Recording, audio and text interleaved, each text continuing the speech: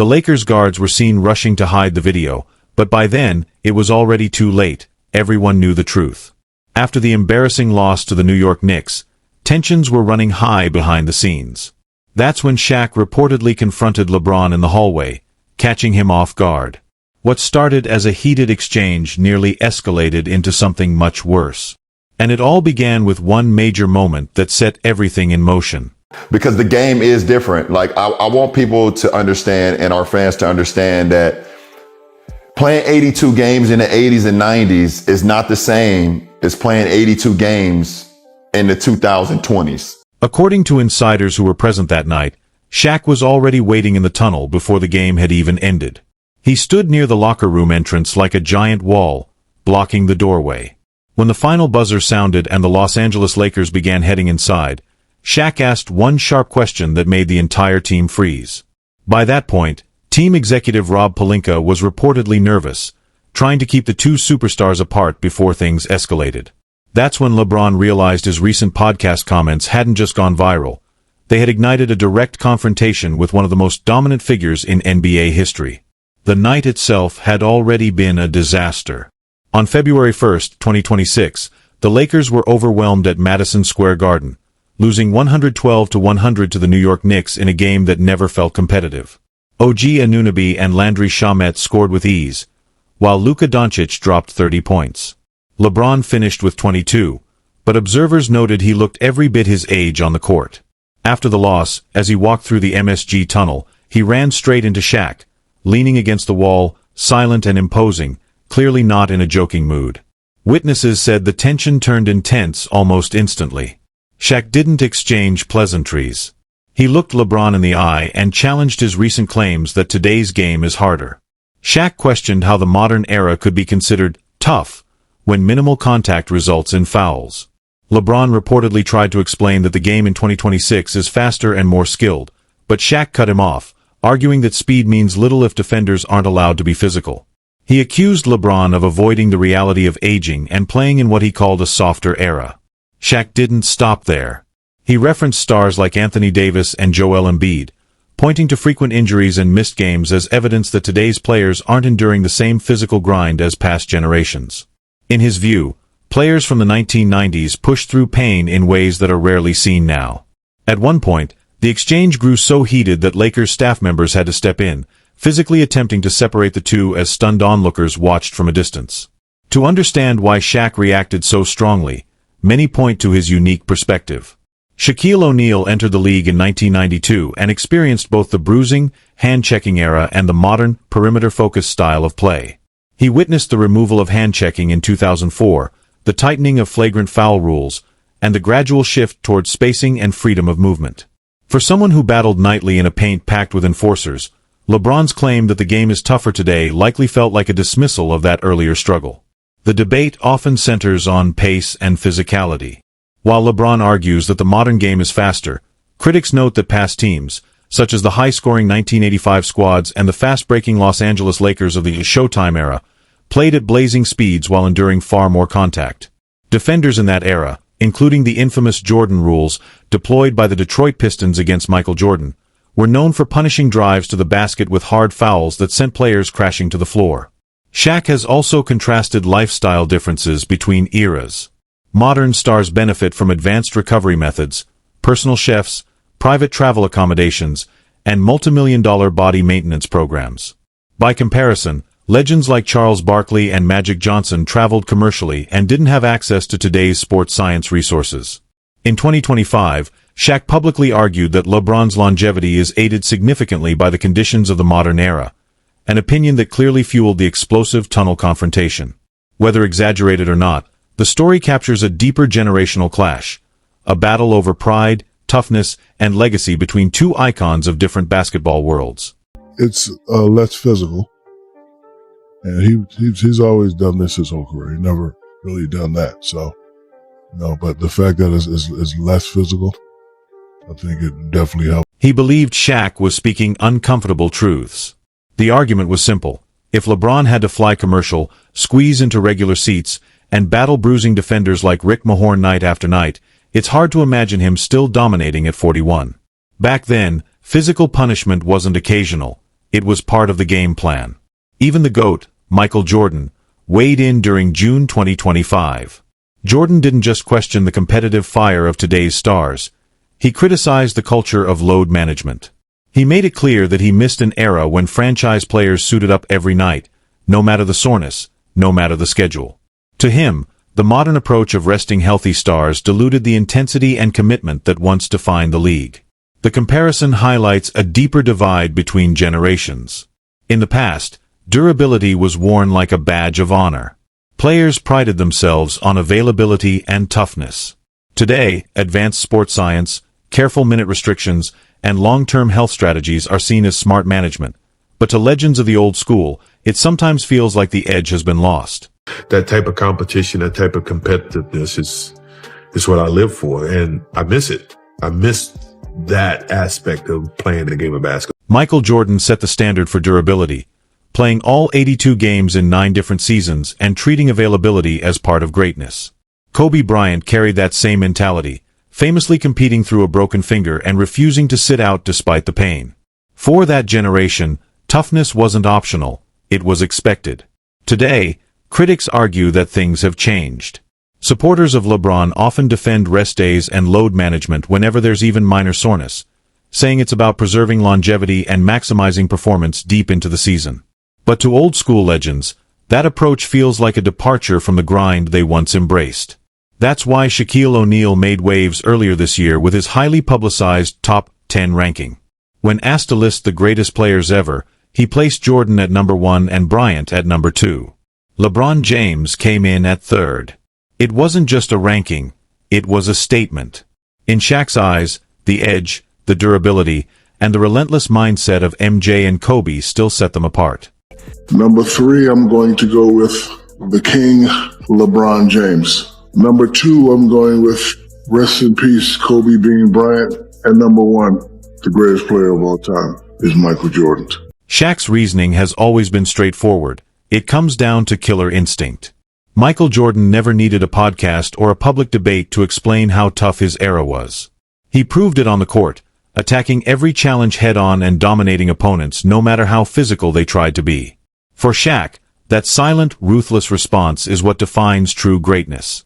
But Shaq isn't alone in pushing back. Paul Pierce also took issue with LeBron's argument that today's game is harder because it's faster.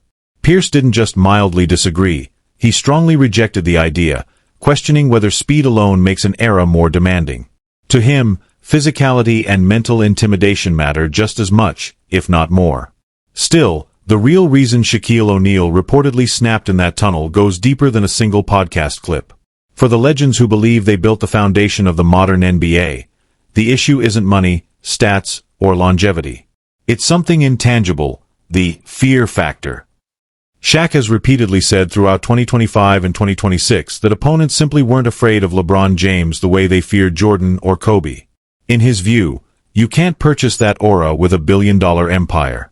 It has to be earned through dominance that makes rivals uneasy before the game even tips off. I didn't think players really feared LeBron like they did Jordan. I've never really heard any players say they fear LeBron. To many critics, the difference comes down to fear. With LeBron James, you respect the numbers and the longevity, but opponents weren't necessarily losing sleep the night before facing him. When players went up against Michael Jordan or Kobe Bryant, it felt different. It wasn't just about possibly losing the game, it was about the risk of being completely embarrassed, mentally broken down, and exposed on the biggest stage. That ruthless edge created a level of psychological pressure that defined their eras. Critics argue that today's NBA culture feels far removed from that warrior mentality. Instead of icy rivalries, fans now see superstars appearing together on podcasts, laughing and sharing stories. When LeBron sits down casually with players like Tyrese Halliburton, it symbolizes to some the shift from hardened competition to a more friendly, brand-conscious league. For old-school legends, that change represents a loss of intensity.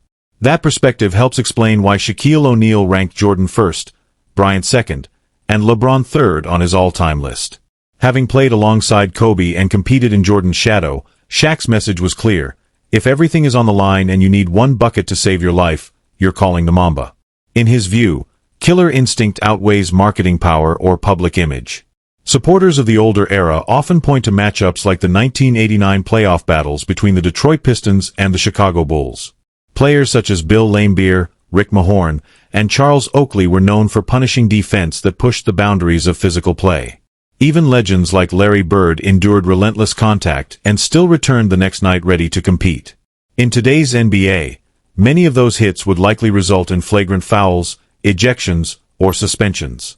From this viewpoint, the frustration isn't only about style of play, it's about respect for the past.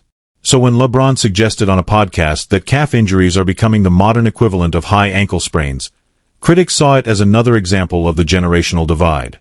To them, it reinforced the belief that the league has evolved away from raw physical endurance toward careful preservation, fueling the ongoing debate about toughness, legacy, and what truly defines greatness. I think when I first came into the league, Reese, some of the biggest concerns of injuries was like, a high ankle sprain. You was afraid to step on somebody's ankle because there was 4 or 5 guys sitting in the paint. And if you land on somebody's ankle, you get a high ankle sprain, you out 4 to 6 weeks. Now, that's not really much you don't really see that as much now because the game is so spread open, it's so much pace. But now you see the new high ankle sprain is the Critics argue that it's hard to compare minor modern injuries to the punishment stars absorbed in the 1980s and 1990s. For someone like Shaquille O'Neal, who built his career battling constant contact in the paint, the idea that today's pace makes lighter injuries equivalent to that era's hits feels exaggerated. He spent years getting hacked, shoved, and chopped down every night, often without the whistle offering much protection. Take Isaiah Thomas in the 1988 NBA Finals. Playing on a severely sprained ankle that visibly swelled during the game, he famously scored 25 points in a single quarter while barely able to run. That moment became symbolic of the toughness associated with that generation. To old-school fans, examples like that make it difficult to accept claims that today's environment, with scheduled rest days and advanced recovery resources, is somehow more physically demanding. Another flashpoint in the debate is the portrayal of 1980s basketball as slow and crowded with out-of-shape players. That characterization frustrates legends who remember the dominant big men of that era. Hakeem Olajuwon, David Robinson, and a young Shaq were not stationary bodies in the paint. They were agile, explosive 7-footers who could run the floor, protect the rim, and control both ends of the court. To those who played against them, they were anything but slow. Recently, when asked by NBC News to name his dream all-time lineup, Shaq doubled down on his stance. He selected Michael Jordan, Kobe Bryant, Karl Malone, Larry Bird, and Hakeem Olajuwon.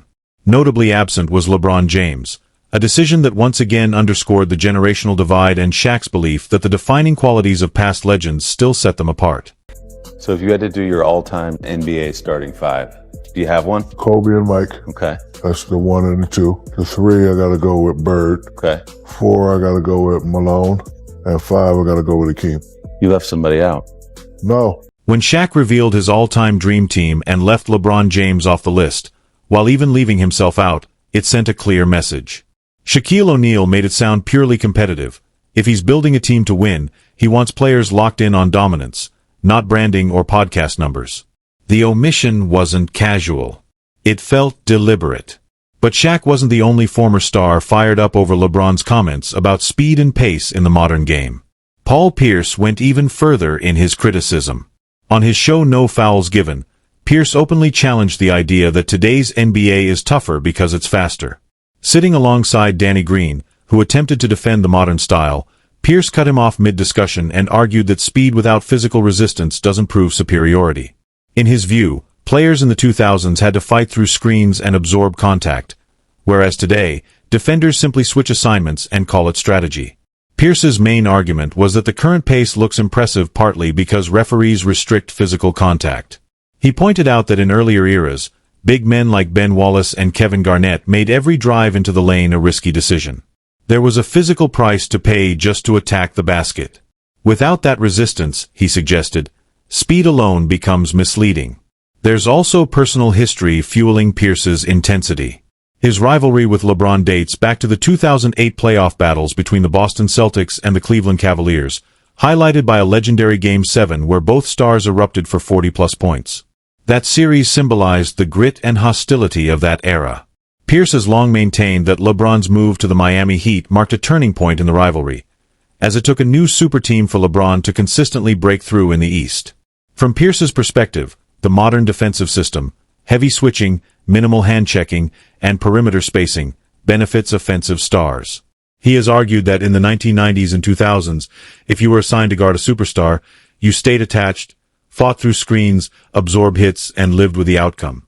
Today, defenders can simply switch, rely on help, and concede contested jump shots. To Pierce, that shift lowers the physical burden and makes comparisons across eras far more complicated. At its core, this debate isn't just about pace or rule changes. It's about pride, identity, and legacy.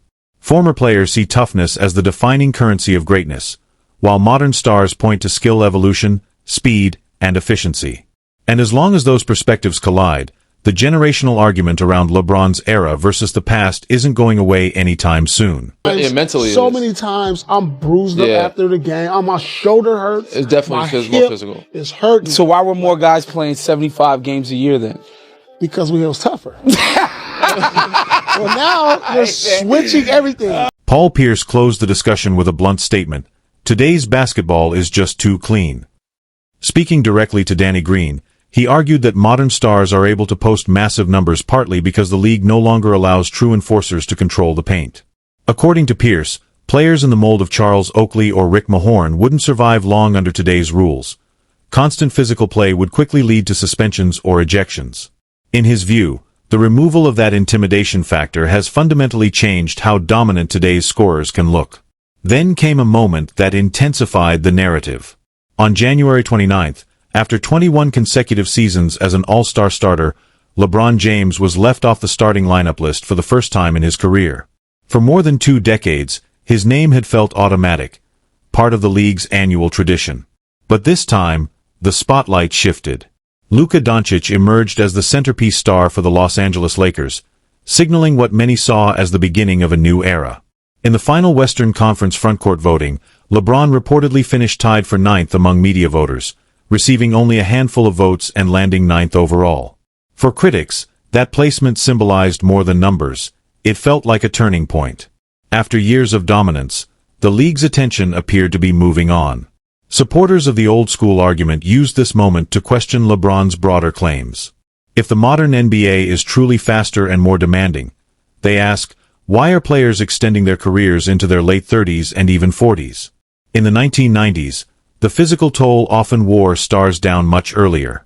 The counterargument, of course, points to advancements in sports science, recovery methods, and conditioning, but detractors frame longevity differently, suggesting it reflects a less punishing environment. When television analysts were later asked to select all-star reserves, Shaquille O'Neal again left LeBron off his personal list. Whether viewed as harsh honesty or calculated provocation, the decision reinforced the growing generational debate. At its core, the conversation isn't just about one all-star ballot. It's about legacy, pride, and how each era defines toughness and greatness. A few players that's only been slowed down because of their age. I don't want to see the king coming off the bench. So you don't even want to see him at the game at all? No. Make no mistake, Shaq wasn't being polite. His comments weren't a gentle critique. They were a clear message that, in his eyes, the king is now more of a symbolic pick than a dominant force, and Shaq would rather not see him playing for the Los Angeles Lakers anymore. Charles Barkley also weighed in, making his opinion equally blunt. On air, he dropped a major revelation. According to Barkley, LeBron is effectively finished in LA and is considering a return to Cleveland Cavaliers for one final farewell season. Together, these comments from 2 of the game's most outspoken legends painted a stark picture. The era of LeBron as the Lakers' dominant superstar may be coming to a definitive close. Well, there's one thing I'm sure of. This is last year with the Lakers. He's not going to play with the Lakers next year. I've always said I'd like to see him finish in Cleveland. I'm not opposed to him getting traded to Cleveland this year. Now it all starts to make sense. LeBron likely anticipated that the 2026 All-Star results would be a disaster for his brand, so he launched that podcast as a preemptive strike.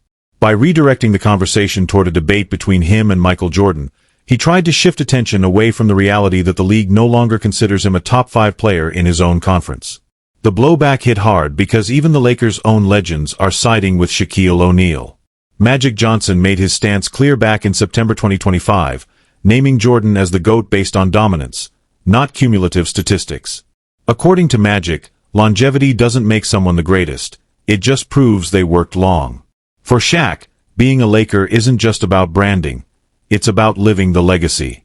He won 3 consecutive championships from 2000 to 2002, facing relentless defenses and elite competitors like Vlade Divac and Chris Webber, absorbing punishing contact every play. So when LeBron claims today's game is tougher because it's faster, it's not only a weak argument, it's a direct insult to the history and toughness of the Lakers franchise. The frustration runs deep across the Lakers family.